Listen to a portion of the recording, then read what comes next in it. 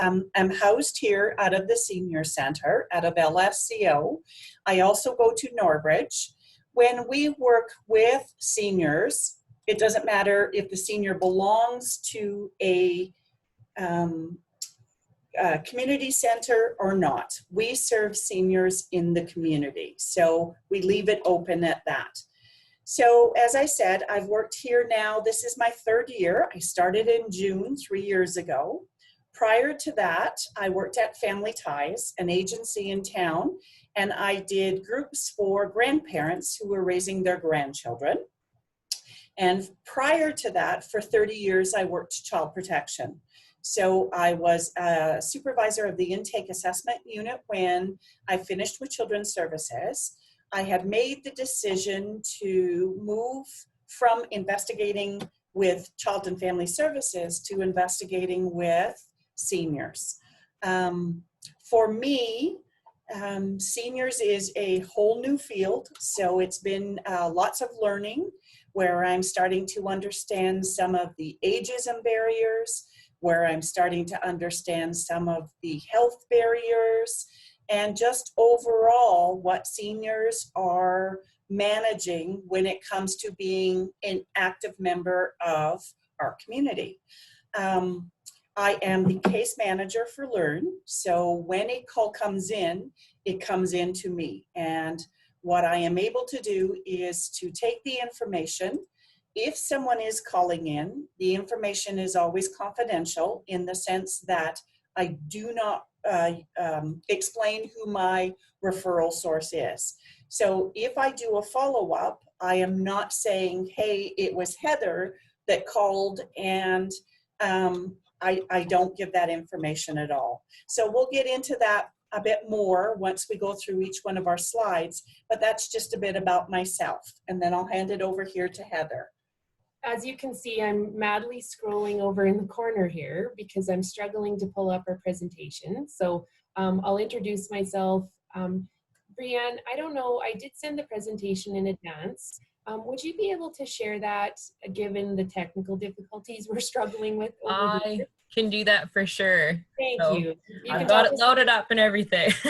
Our first time doing a virtual presentation. So obviously we should have started preparing at like 9 o'clock to get onto the Anyways, my name's Heather. I'm a social worker that's just joined the LSCO team and joined along with Joanne, supporting some of the work that she's doing. And the team that we're developing is actually meant to support people alongside Joanne as she works through investigation and really working through the abuse pieces with the individual that has been abused, in terms of supporting them get connected to resources and stay supported to the things that will help in the long term with their life and their family. Our support is provided to the senior as well as to the family unit that's attached to the senior as well. So there is a few of us. There's 3 social workers that work, myself and 2 others that work along with Joanne and kind of work collaboratively with the files that she encounters. So yeah. So if you don't mind pulling up the presentation, Brianne, then we can kind of work through the slides that we've put together.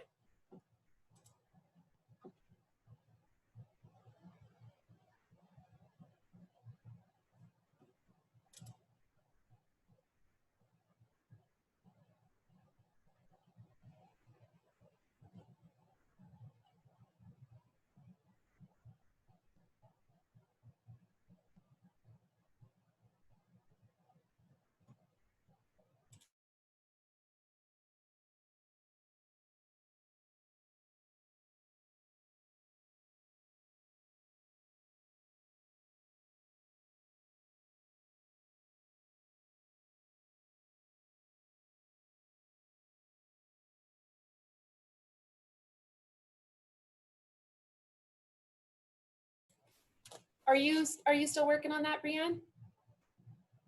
Sorry, you're on mute and I don't see any slides yet. Ah, there we go. Go ahead. It just, yeah, it takes a second to load. Yeah, here. No problem.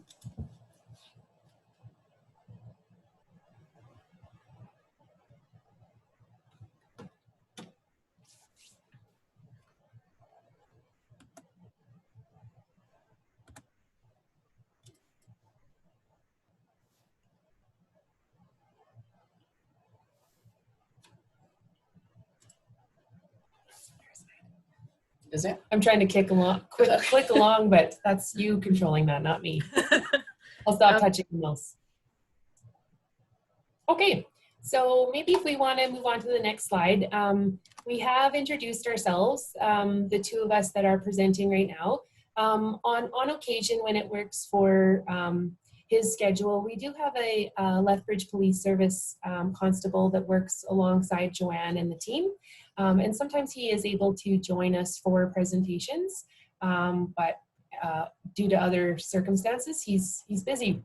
He's busy today. So he is normally someone that you would see in some of the presentations that we do offer. You can go to the next slide. Okay, so who do you guys consider to be old? Could we get some ideas from the folks that are online? Just throwing out some suggestions, whether it's in the chat box or whether it's in conversation on who you guys think and who you consider to be old.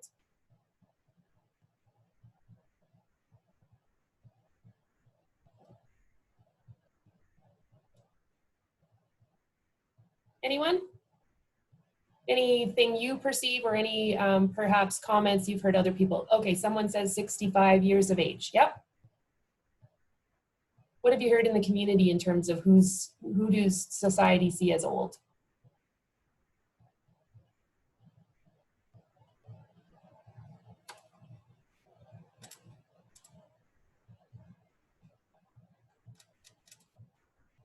If you want to move on to the next slide, we can Just share. go through. Yeah. Okay. So the reason that this slide is in here is that one of the presumptions fits around age and where the element of abuse comes into play.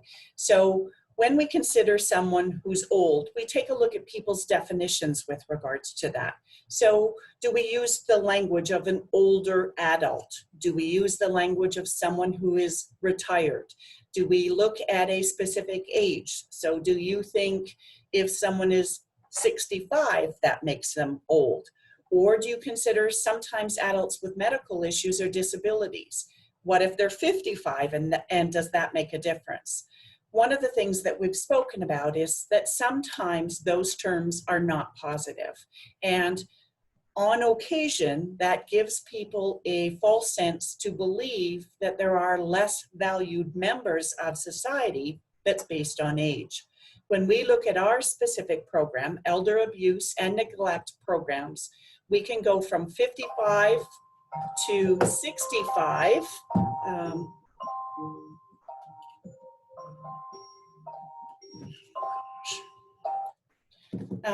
But typically the programs that we had set in place is from 65 and older.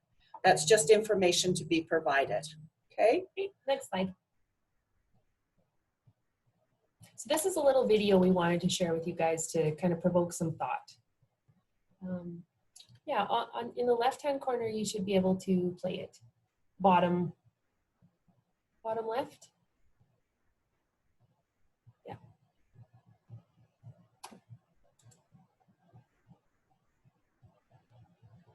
Is it not showing up with the play link? I'm not getting a play link for it. Okay.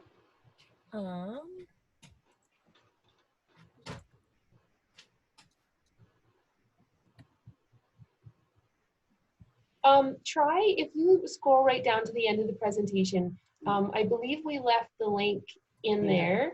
It is a YouTube video and it kind of speaks to how different ages perceive age in general. Okay.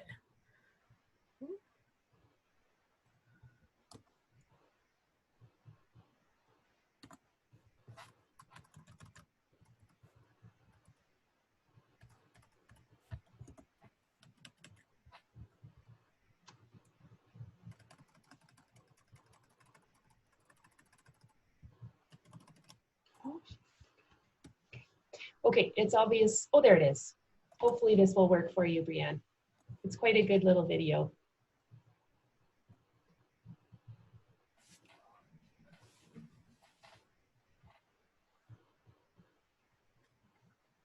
Just loading up there. And Okay. then it should show up.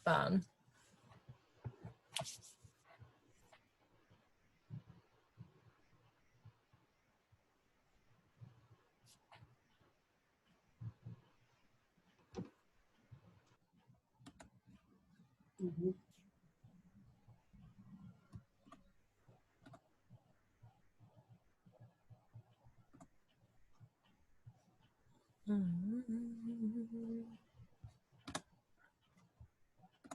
There's nothing worse than doing a presentation when your things don't work. Ensures your writing is mistake-free. Okay.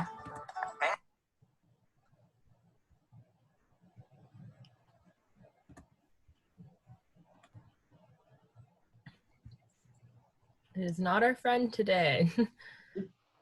It was. We do have a couple videos. If you can't get it to work, we can simply talk through kind of what.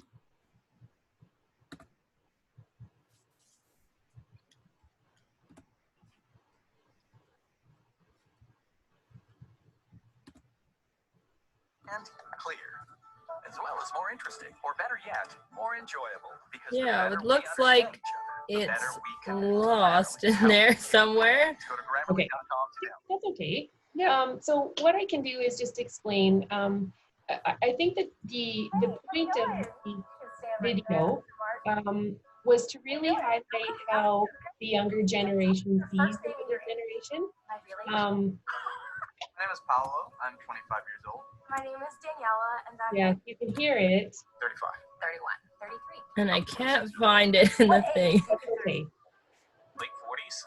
maybe 50. That's okay. If you just want to push pause. Like Oh, 40 years okay. old. I'd probably say 50s. I'd like you to show me how an old person would cross the street.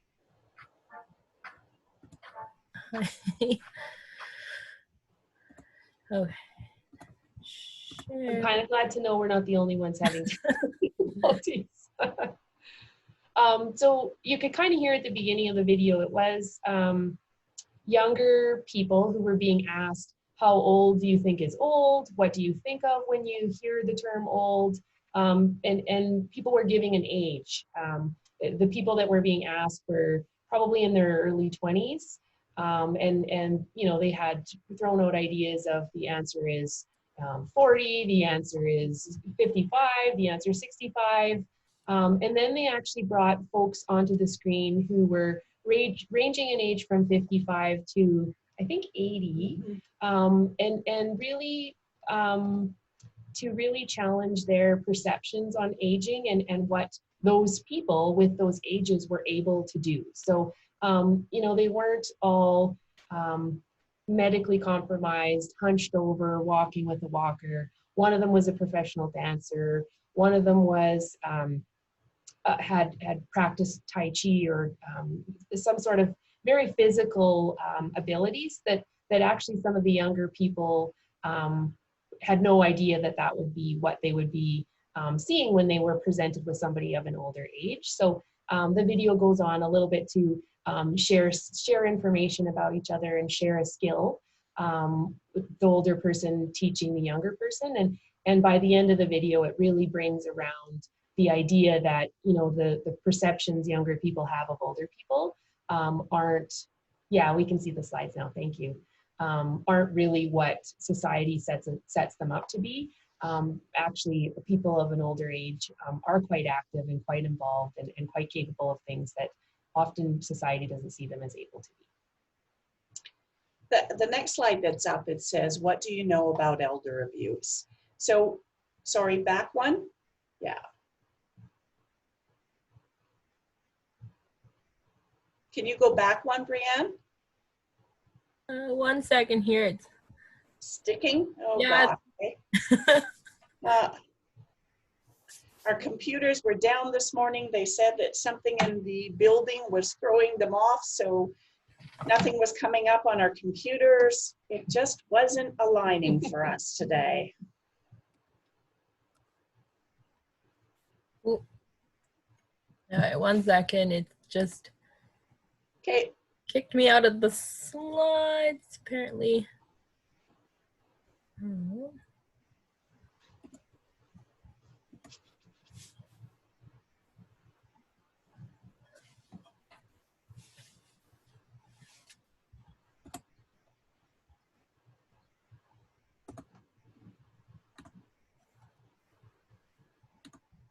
Our apologies for having this technical difficulty. I said to Heather, being someone who, both of us, who likes to be able to see someone at the other end, it does make it a little more complicated.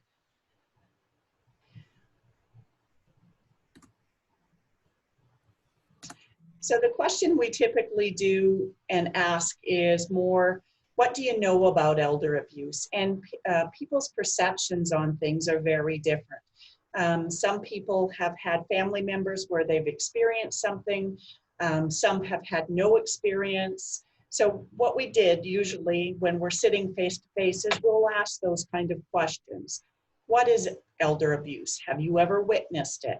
Do you think you can make a difference? Why should I care? And does this really affect me and my family? If we take a look at this, the video that we were looking through is people's perception about age and where that fits really falls into where abuse lands. Some people, you know, will say, well, the money was going to come to me anyway, or, you know, it really doesn't matter. They're 95 anyway. So sometimes those perceptions are in place that are not positive. What we do believe is that elder abuse is a community issue. Elder abuse for everyone in our community, no different than child abuse, no different than seeing cultural issues that come to play, that we're feeling that we have a sense of responsibility to say, yes, this does impact me, and we should step up and make a call or report something. And it takes a look at steps that we can do in terms of making a difference. Okay, next slide. So this is the definition that has been adopted by the LEARN program. And it basically speaks to that trusting relationship that kind of identifies elder abuse and really points to some of the challenges created by elder abuse in determining what's going on. So any action or inaction by a person in a trusting relationship that causes harm and distress to an older adult. So that trusting relationship is really the important piece to differentiate and understand what's happening. So categories include physical, emotional and psychological, financial, sexual, medication abuse, and neglect. And if I'm not mistaken, medication abuse is specific to elder abuse. Yes, Yeah. yes, yeah. Yeah. Next slide.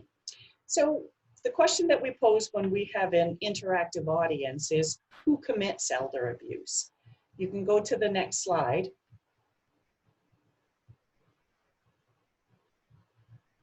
So when we're taking a look at situations of elder abuse, we are looking at that person who is an adult child, a family member, a grandchild, someone in a special friend or relationship, or an appointed caregiver.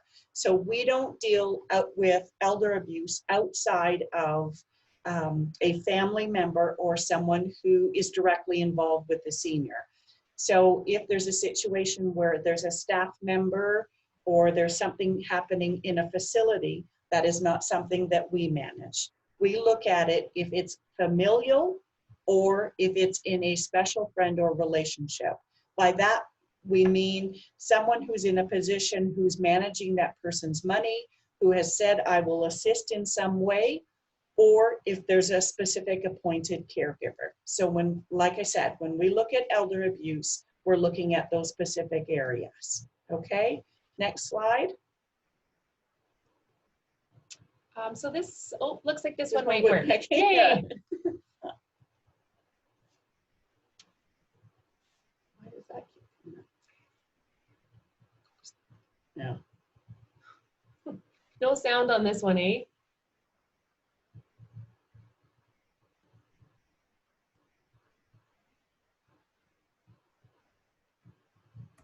I've got sound on my end. Does anybody in the participants, do you have any sound on your end with the video? We can't hear here.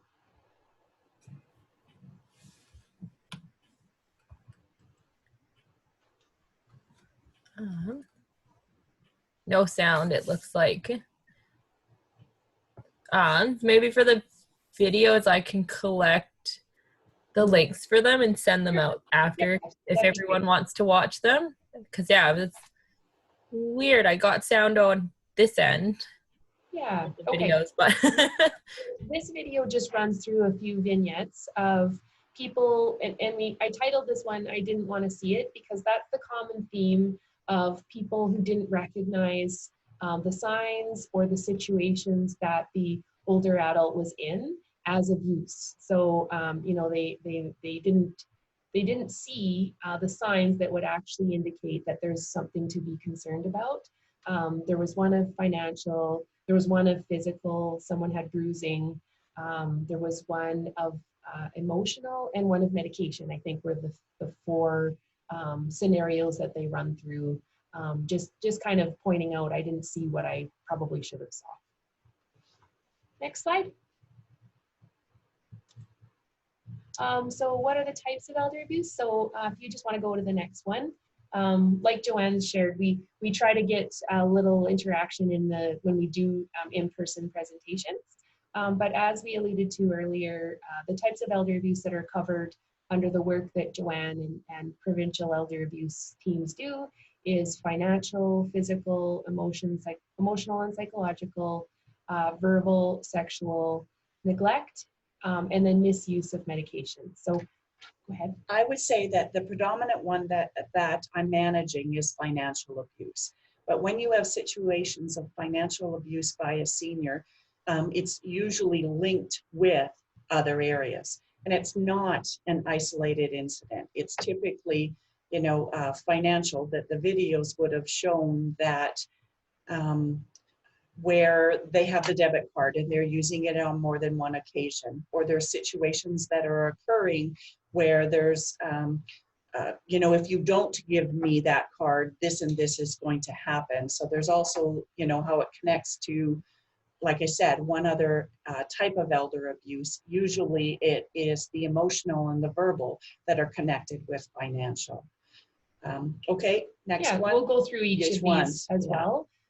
So financial abuse, different examples or different things that you might hear of or see is a misuse of funds. So that's a pretty obvious where people's funds aren't adding up. There's misuse of credit cards. There's loans with additional signatures on them, or the money from the loan goes to someone else. Use of debit cards, an unauthorized power of attorney, making decisions, property's been signed over or stolen, forgery or fraud, or that trickery or force. So like Joanne kind of alluded to, do this or else type of scenario. Go to the next slide. So this takes a look at some of those specific areas of warning signs that you could come across. Significant withdrawals from the elder's account.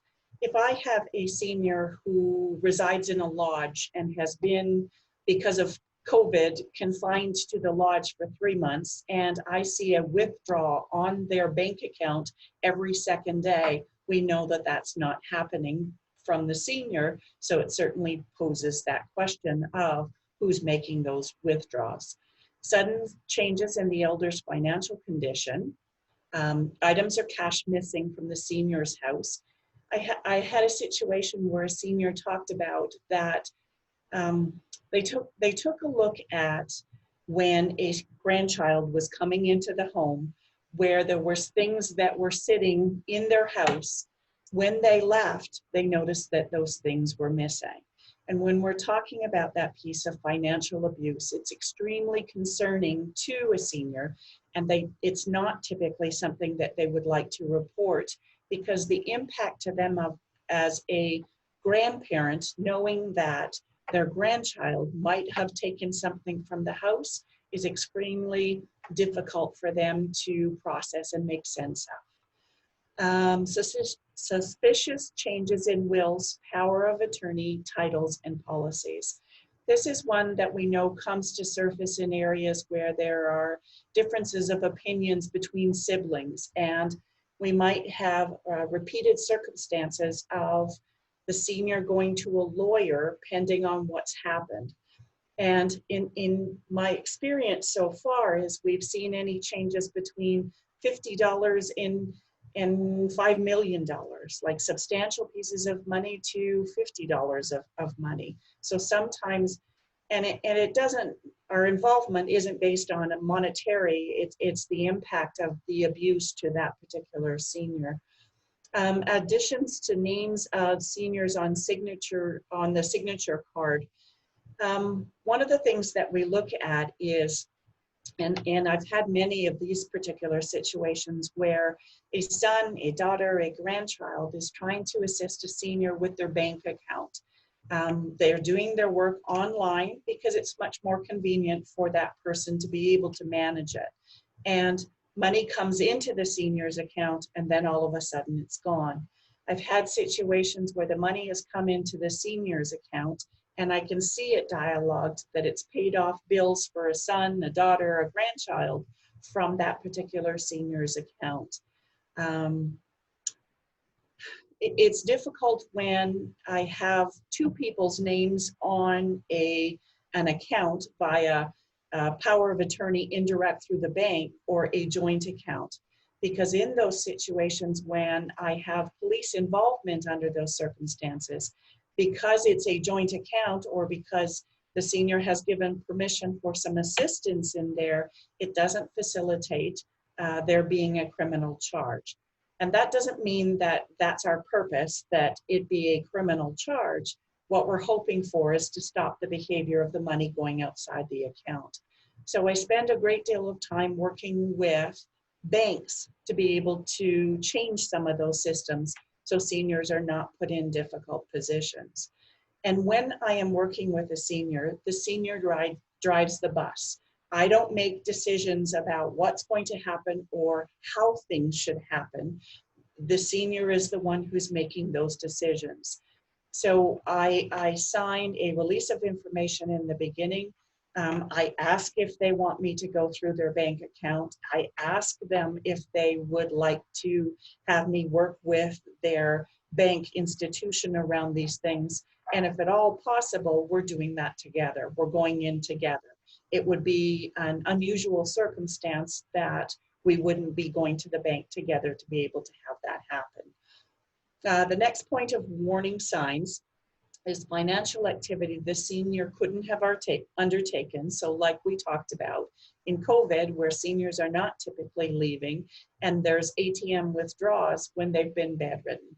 We see that where you can take a look at bank account processes that say, you know, here's a situation to someplace that a liquor store that the senior wouldn't have done. Those are pretty clear indicators for me, and that's where with the senior's direction that I would work with the bank to be able to say, let's change that. Or unnecessary services, goods or subscriptions. We've seen situations where I had a female where she had a friend who was assisting her with a bank account and, you know, getting things and that person took the information, made application online for a credit card, which they got, and they ran up in the senior's name. The senior chose to take that to the police, so I would assist. And we went to the police department, explained this, and thankfully when we provided that information, the senior was not left in a position of being responsible to pay that bill. Those are some of the situations, though, that we would encounter when there's financial abuse. Okay? Okay, you can move to the next slide. So the next type of abuse is physical abuse. And that's some of the situations in which there's physical contact, kicking, pushing, pulling, slapping, punching, or using an object to cause harm. And then we put a little asterisk there just to indicate that those would warrant police involvement and support from Constable Kenyon, who's currently the diversity officer working with the elder abuse team. We can go to the next slide then. So one of the things coming from a child protection world is understanding at what point in time when I'm getting information from a senior, would I stop where I'm at to be able to take a look at this is criminal in nature. So with the senior's permission, I would say, I am wondering if it would be okay with you if you and I spoke with Constable Kenyon to take a look at some of those issues. And things like that would be unexplained injuries, bruising, welts, scars, especially as they appear symmetrical on two sides of the body. So I'm looking for that kind of behavior. Coming from the child protection world, those, you know, when I'm looking at coloring of scars, when I'm looking at how they were made, or I'm asking a person about, like, how did you get that, to see how things happen. Seniors are reluctant to come forward to say, this was something my son or my daughter did. Every situation that has a physical situation that occurred does not mean that that would result in a charge. What it does mean is the ability to have police lay a charge in that situation is there. In situations where there's broken bones, sprains, or actual dislocations, and I'm saying even in Lethbridge, those things are occurring. I have encountered those situations. If I'm meeting with a senior and I say to, you know, do you wear glasses? Do you have hearing aids? No, they're broken. So how did they get broken? What did that look like? There might be a loss or a change in the senior's mobility. The other one that is very prevalent is caregivers' refusal to allow me to see the elder alone. In Canada, unlike child protection, there is no legislation that allows us to be able to have a conversation with a senior to talk about, are they okay? In situations where I've been stood at the door and the information that I'm getting would suggest that there are issues that are happening, I can see the senior saying to me, you can't come in. And at that point in time, they potentially could be at risk, so I'm not going to move forward at that point in time. Sometimes there's other family members involved. Sometimes there's other sets of circumstances that are involved. So it doesn't mean that I always meet with the senior at their home. I've met with people here in my office. I've met with people in the mall.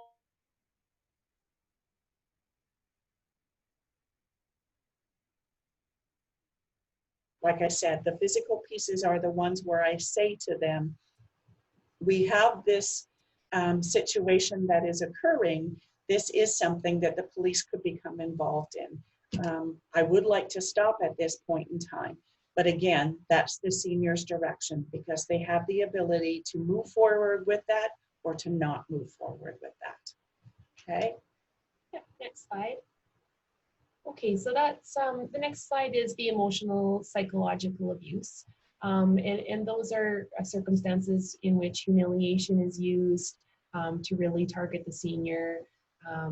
The senior's isolated in terms of relationships and connection, intimidation, manipulation, and threats to get a certain result from the senior, removal of decision-making powers. So really having those people in trusted relationships, kind of going behind the adult to the older adult to take over the ability to make some major decisions, whether those are financial or personal. And then caregiver impairments, the mental health or addiction. So sometimes the caregiver themselves suffers from various circumstances of their own nature, which really impact the well-being and health of the senior that is in their life. Next slide. So some of those warning signs to just keep watch for, making threats to do something to the older adult, to someone the person cares about. Pretty straightforward information is that sometimes those threats will be, you know, if this happens, this is what's going to occur. You're not going to be able to have contact with anybody. Some of the things that are very humiliating to a senior is treating them as a child, not allowing them to make decisions for themselves. And Heather and I, both coming from history of working with people, seniors are a wealth of knowledge. Seniors are a group of people that have experiences, that have gone through things that in our lifetime we may not have. You know, those who are in their 70s and 80s are coming through world wars. They are coming through situations of loss, separation and loss of their spouse, sometimes of children. So these are people who have a great deal of experience and knowledge. I know for myself, when I'm having that first meeting with a senior, it is actually sitting back and listening to the resiliency that they have presented, allowing part of those strengths that they have to be able to help guard that process of abuse, and to make sure that they're not feeling this is something that they have done, but rather this is being unfortunately done to them. Other warning signs is showing fear of certain family members. And that, when I see it, is a very prevalent situation. I was visiting a senior once in the hospital, and someone who I know was putting them in a very difficult position walked into the room, and the fear and the anxiety that they showed when they walked through the door certainly made a difference in me understanding how that senior is being put in that situation. This is also a situation where we're looking at some of those things when we talked about meeting with a senior, where there is safety and where there is risk. On every meeting with a senior, I am talking to them about levels of safety, levels of risk. You know, how is this going to be perceived? What is this going to look like? One of the things that was put into place was what we call a safe suite. And the situation is, if a senior has described a situation that is not manageable for them, and that the safety and the risk is impeded, we have an ability to utilize a safe suite. So we work with a local housing lodging authority in Lethbridge, so that the senior can be removed from that situation. Again, not me making that decision, the senior saying, no, I'm not feeling safe and comfortable, and they move into a lodge where no information is being provided around where they are, but rather it gives us opportunity to be able to take a look at what are the circumstances, and to allow that senior some opportunity to take a look at the situation to see how they'd like to move forward and to keep them safe and risk-free for a particular period of time. Some of the other things that seniors have talked about, or that I've been actually able to see, is the senior being ignored. So if we're asking a senior, so how is your bank account working? Are you looking after it yourself? What happens? And somebody interjects, I'm looking to see, so are their wishes, are the things that they want being attended to? Is this person supporting them? Seeing them be in situations of isolated, very similar to situations of domestic violence, which we also manage, and that is if a senior is being told, no, you can't see other siblings, or I've seen situations where there's been video cameras installed in situations, really truly isolating them from other family members, other friends, or telling them that they won't get to see your grandchildren if they don't adhere to the demands. Really hurtful and hard for a senior to hear that situation. And again, the domestic violence. So when I talk about the difference of emotional injury and psychological injury, the pieces with regards to the domestic violence, and coming from a field of child protection where I've got a woman with children in her 20s, 30s, or 40s, it looks very different when you've got a senior who is in her 80s or 90s, and she's experienced 50 years of domestic violence, and that her medical issues, her cognition issues, truly make the situation much more complicated. That's how I differentiate between emotional injury and psychological. Those situations where we've got elements of gaslighting around domestic violence certainly makes things pretty complicated for an older woman. Next slide. This next slide is verbal abuse. So really using verbal insult. yelling, name calling, and swearing. So really using language to emotionally harm the senior. Next slide. Hearing things for a senior who is, you know, in her 70s or in her 80s, either male or female, to hear those words from a family member, you're worthless. Or I've heard them say, let me see if I can put this in simple terms, even that you can understand. Or you screwed up again, you can't do anything right, is extremely hurtful. And so again, like we talked about in the beginning, verbal abuse does not happen in isolation. You know, there's other elements where we're looking at that emotional injury. To be told at 80 years old where you've managed life, you're worthless or you can't do anything right is extremely devastating to seniors. And verbal and emotional abuse is how it's being interpreted. Okay, next slide. So sexual abuse, that's any forced sexual activity, inappropriate touching, or lack of consideration for privacy. Next slide.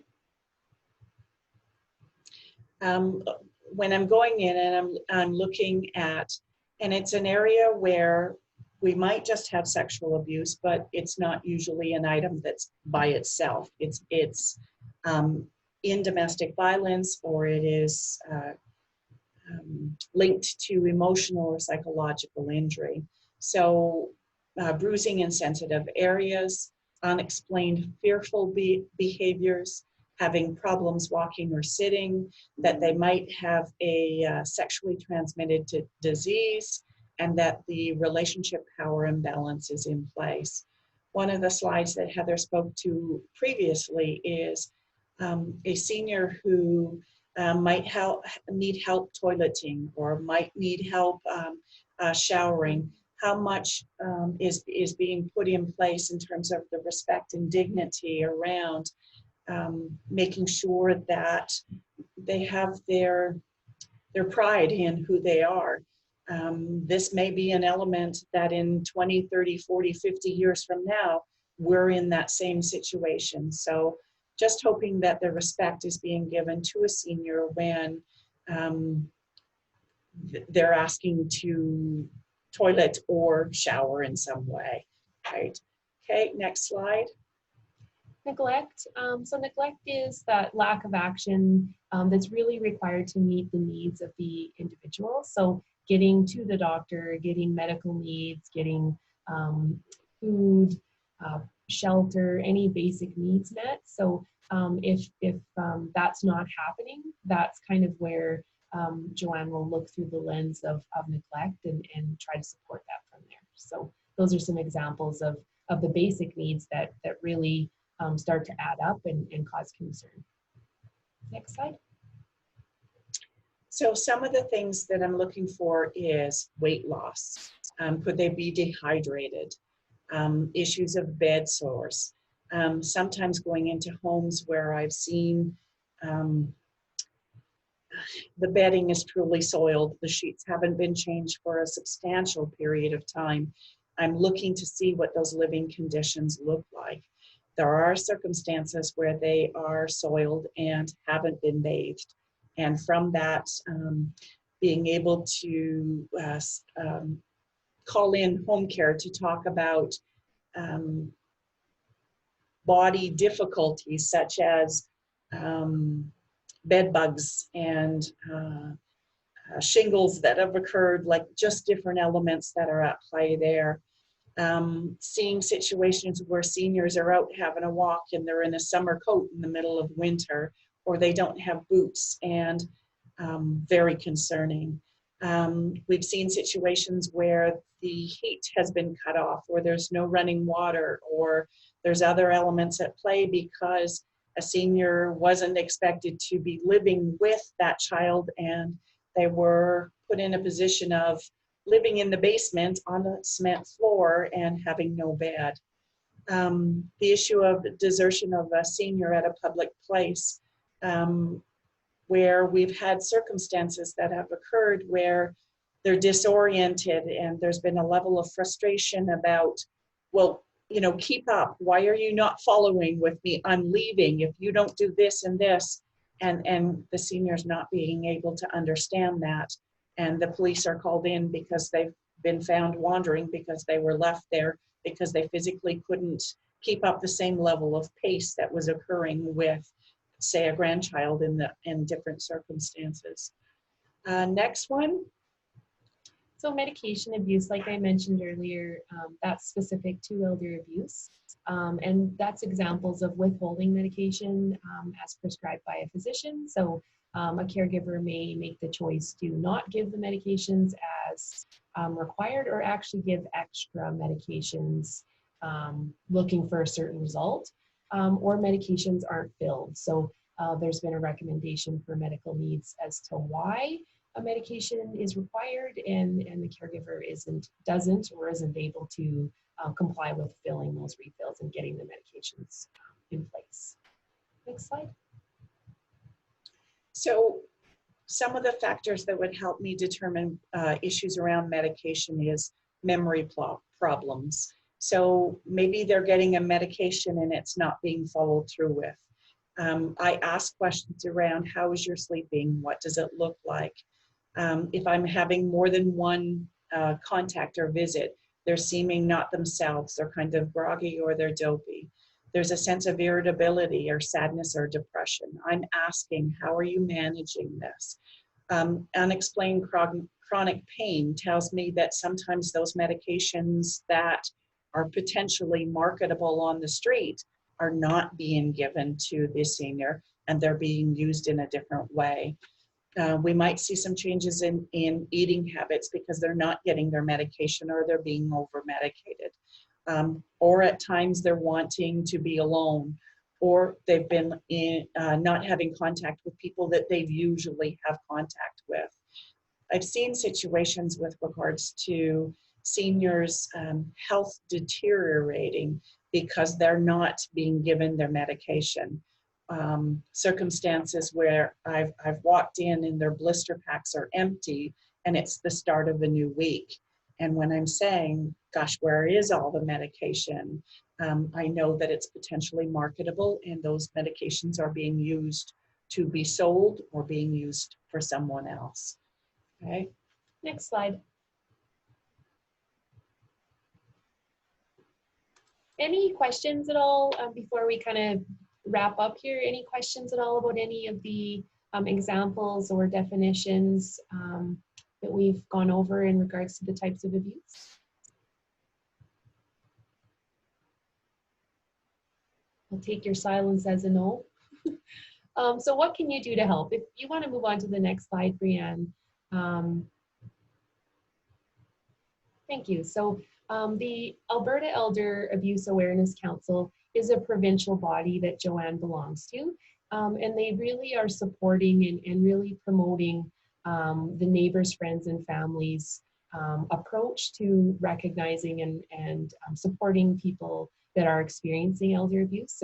And they've kind of come up with three little terms, I guess, to remind people to see it. So really recognizing the warning signs. So some of the examples that Joanne provided and some of the information that we provided, you may start to see those things and you may start to wonder about them. Naming it, so overcoming your hesitation, taking an opportunity to talk to the older adult that you might be concerned about, and really asking about what you've seen and heard.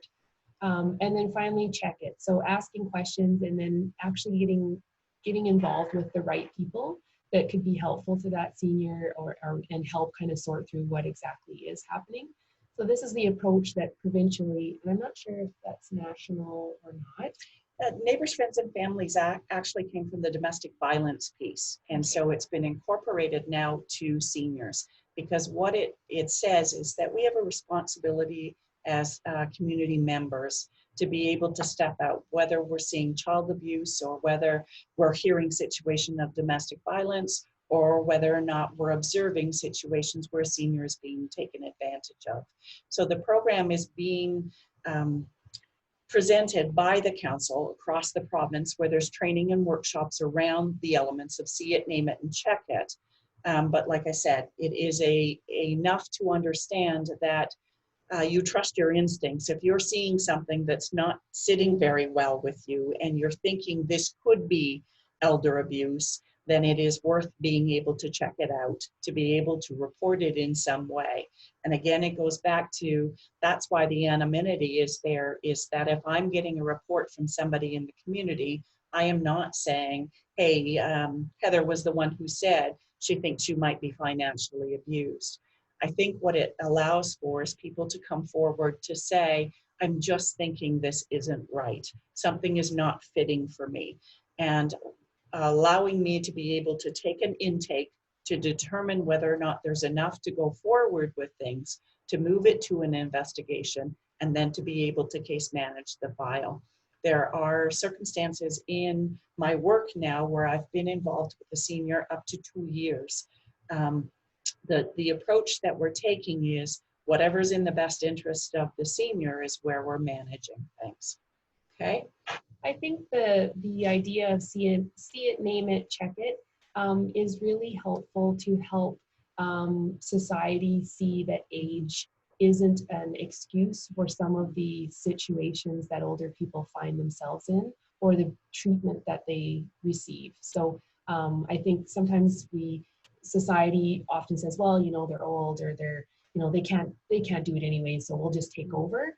But really reminding everybody that, you know, age is just a number and not necessarily an excuse for some of the things that older people are experiencing. So this kind of gives permission to actually think about the things that you're seeing and feel that gut of like, I don't know that this is right or not, and being able to have a place where you can come to work through that. So the next slide, I think, is our final slide.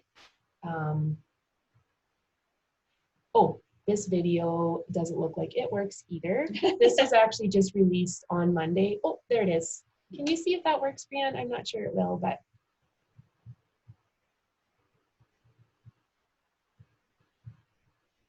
It looks like, again, no sound. So I'll just recap it in lieu of time, but it was just released by the Alberta Elder Abuse Awareness Council on Monday, which is a world recognized day in honor of elder abuse and the survivors of elder abuse. And basically what it does is it speaks to ensuring that people in this time, specifically with coronavirus, that we are trying to check in with people and make sure people are having some connection of some sort. It gives a few examples of how you can keep in touch with people and really let people know that you care and that you're there. And that relationship often will evolve into a place where maybe there's a possibility that you might be able to support them if they are experiencing difficulties or having a hard time. So that's something I just thought was nice because it was just released. The final slide just speaks to how you can make a report, how you can ask a question, where you can give information for follow-up.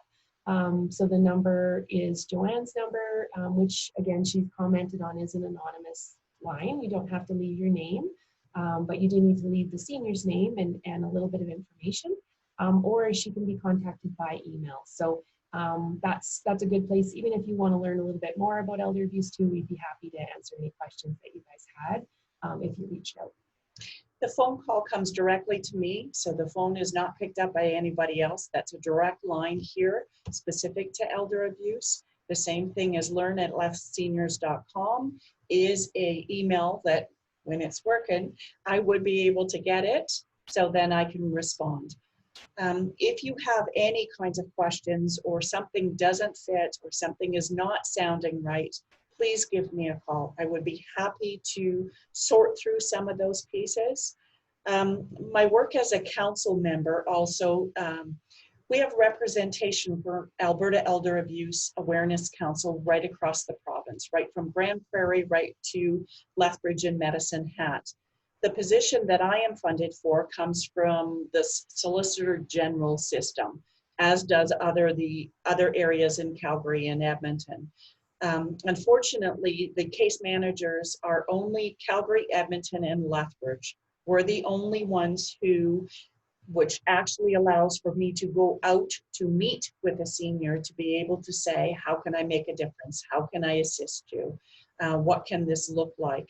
I'm hoping with our work through the Alberta Elder Abuse Awareness Council that we're able to bring on board discussions through both the Ministry of Seniors and Housing and through the Solicitor General system to talk about where elder abuse fits and how we can make a difference for seniors in the community.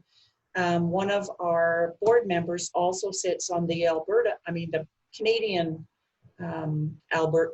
Canadian Elder Abuse Council. So we have representation that goes then across the country trying to bring together all the information. Unfortunately, our field is relatively new, and so the information out there is limited in terms of interviewing and strategies and how to proceed. There's not much out there, and so I'm hoping with, like Heather said, June 15th, where we're talking about World Elder Abuse, that more attention is being given to that percentage of seniors who are being put in a position of being taken advantage of. Okay. I note your comment, Yolanda, and I wonder if that might be an opportunity for you to speak with Joanne. I'm not sure where you are. I actually should have asked that question initially to know if everybody attending is in Lethbridge, but just given your question, I wonder if that might be better served in a private conversation with you and Joanne, if you're comfortable with that. And again, please just give a call to that telephone number of 403-394-0306. And I'm the person then will be at the other end of that call. Does anybody have any questions? Yeah, I was just gonna give everybody a second if they had questions just to type them out. Yeah, sure. I have one that came in. Where would Central Alberta residents call? So kind of that Red Deer area. There is, what's it called? Golden Circle. Yes, they have people there that can provide that kind of assistance. And if you are looking up the telephone number and can't find it, please call to me here and I will be able to give you a personal contact of someone in that community. Services look a little different across the province, but that would be your best bet, to call and kind of ask what supports they have available. And like I said, if you don't get that information, then representation from the board. The other thing you can do is Google Alberta Elder Abuse Awareness Council, and all the telephone numbers across the province are put on there. So they will also have the specific contacts of people who are doing what I'm doing in that community. Great. If there's no other questions, we'll extend our apologies again for the choppy presentation. This is the first time we've done it this way, and I think we probably have some ideas on how we could do it better next time.